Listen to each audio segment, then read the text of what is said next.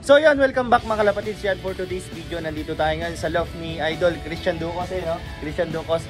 Bibisitahin natin yung kanyang loft at i-interviewin natin yung story ni 697 ba yun? Si 697. So currently, apparel up, ano siya, 6 overall sa Derby. Pero nanalo na siya sa fan race, first overall champion ng 100,000. Then panalo din siya sa sa JLC, 10th place siya no ng JLF Cup last super sprint race. Tapos solo survivor winner sa JLC natin. So binigyan na natin premyo niya. And halika, interviewin natin si Sir Christian Ducos.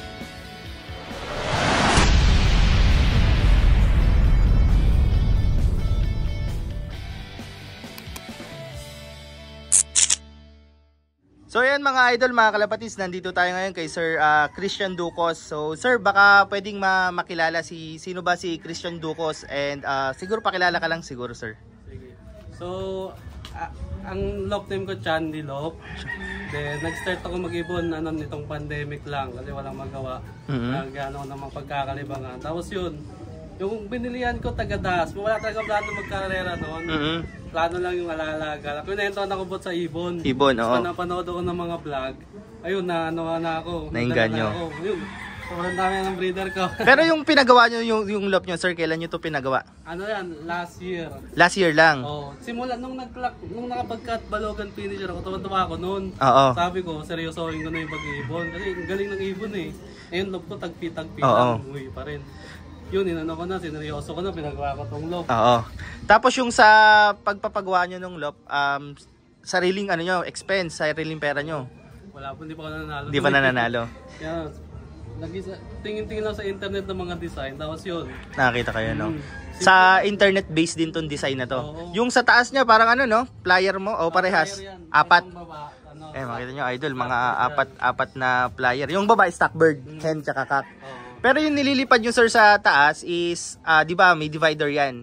Hencock or south-north? Ang plano ko talaga hencock. Oo. Kaso matrabaho. Matrabaho nga eh. Pinagsama ko na lang. Pinagsama na lang. So ano yan, magkasama south tsaka north.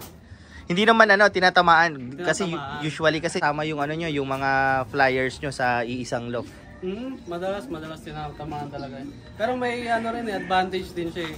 Pagdating ng training na or derby ng helper mo, immune na sila sa lahat ng sakit. Hindi nga masakit sa ulo sa una. Sa una.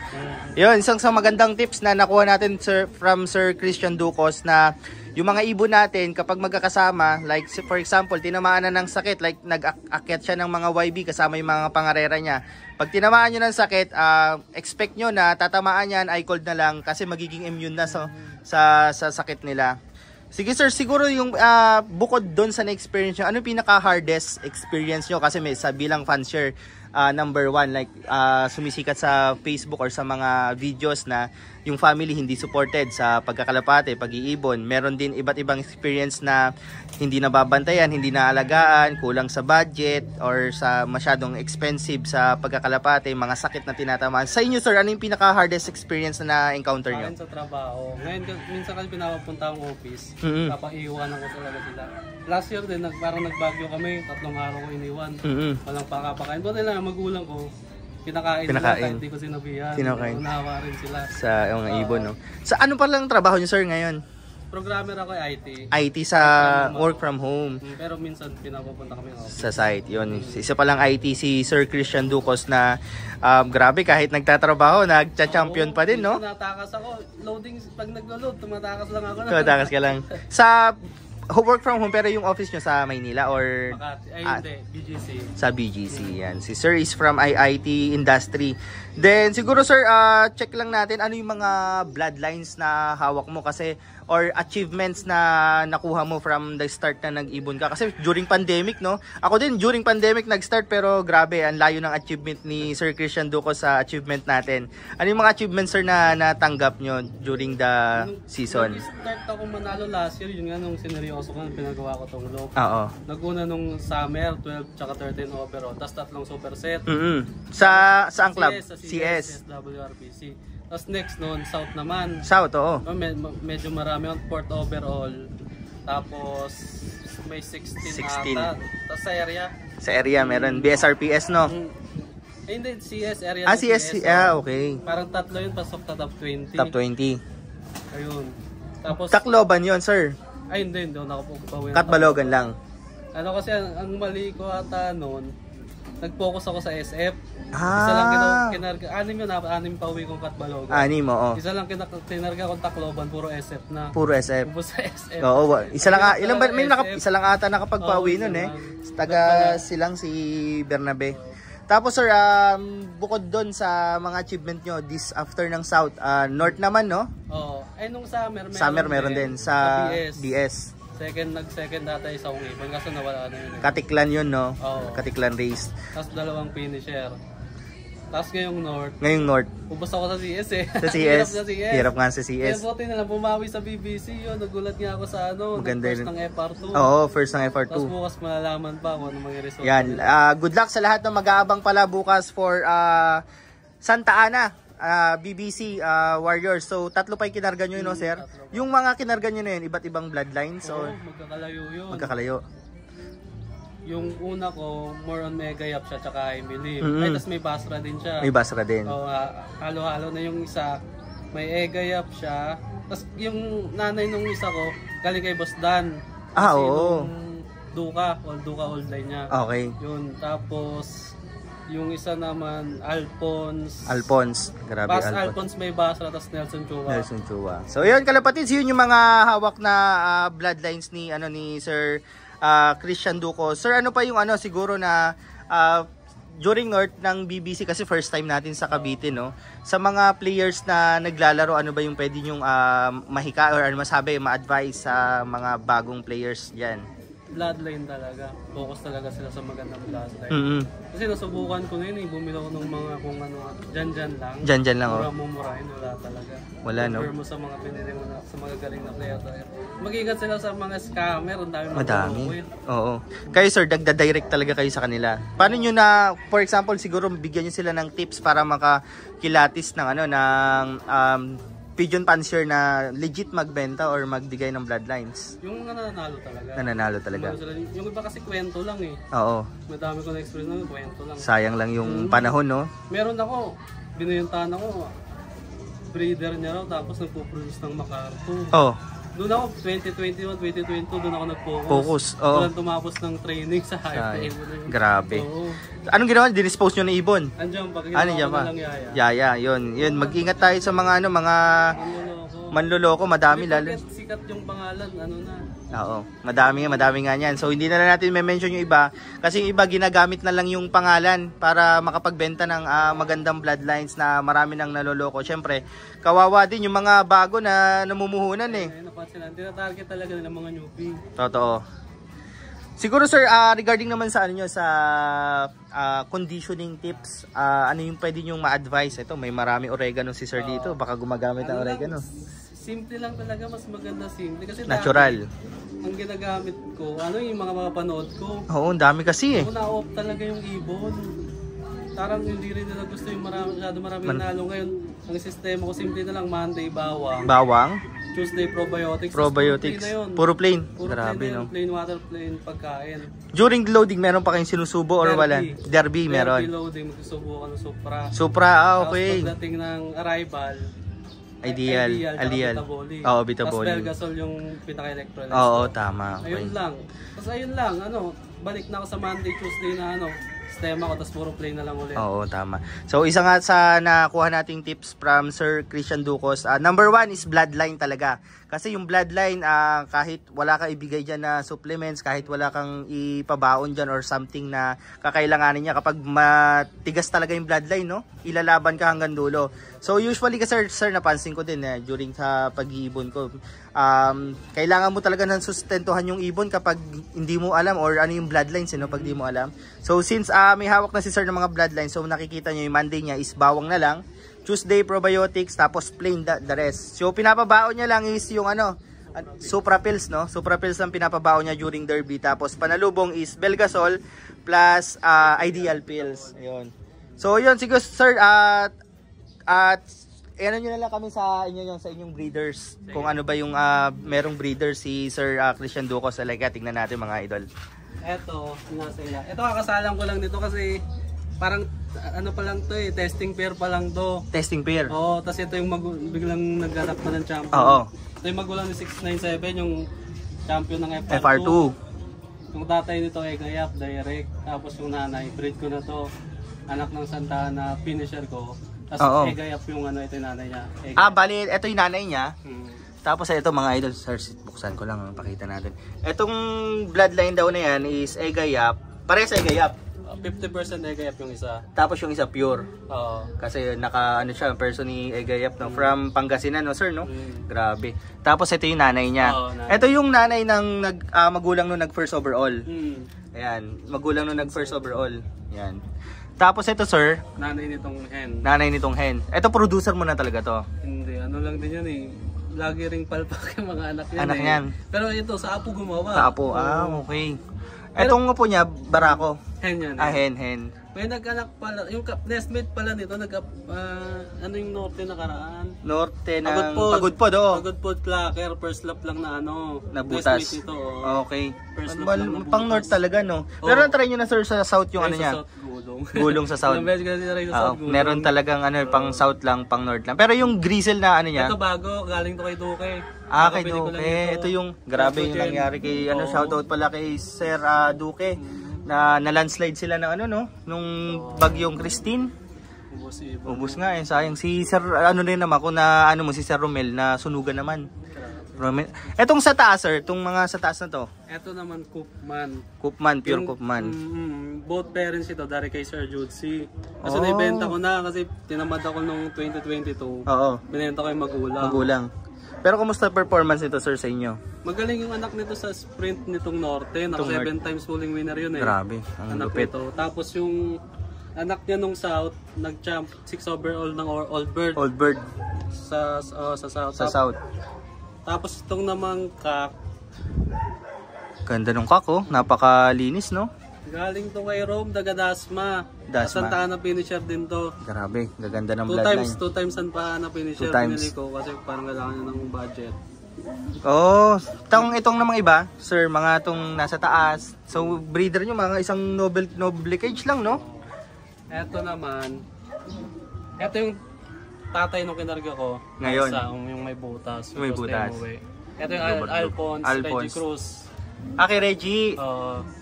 Tapos itong hen naman, ganda nung hen, rin to. Ganda. Pero batcher sa inyo yan?